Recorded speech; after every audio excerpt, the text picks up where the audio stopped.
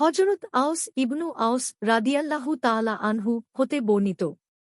তিনি বলেন, রাসূলুল্লাহ সাল্লাল্লাহু আলাইহি ওয়াসাল্লাম বলেছেন, যে ব্যক্তি জুমুয়ার দিনে পোশাক পরিচ্ছদ ধুইবে ও নিজে গোসল করবে, এরপর সকাল সকাল প্রস্তুত হবে, সওয়ার না হয়ে পায়ে হেঁটে আগে মসজিদে যাবে, ইমামের নিকট গিয়ে বসবে, চুপচাপ ইমামের খুতবাহ শুনবে, বেহুদা কাজ করবে না, তার প্রতি কদমে ১ বছরের আমলের সওয়াব হবে, অর্থাৎ ১ বছরের দিনের রোজা ও রাতের নামাজের আমলের পরিমাণ সওয়াব হবে।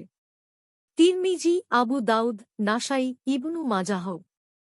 আবু দাউদ ৩৪৫, ইবনু মাজাহ ১০৮৭, ইবনু আবি শায়বাহ ৪৯৯০, ইবনুর হিব্বান ২৭৮১, সুনানুল কুবরা লিল বাইহাক্কি ৫৮৭৮, শারহু সুন্নাহ ১০৬৫, সহিহ তারগিব ৬৯০, সহিহ আল জামি ৬৪০৫, নাসাই ১৩৮১, ১৩৮৪, আহমাদ ১৬১৭৩, তিরমিজি ৪৯৬, মিশকাতুল মাসাবিহ ১৩৮৮।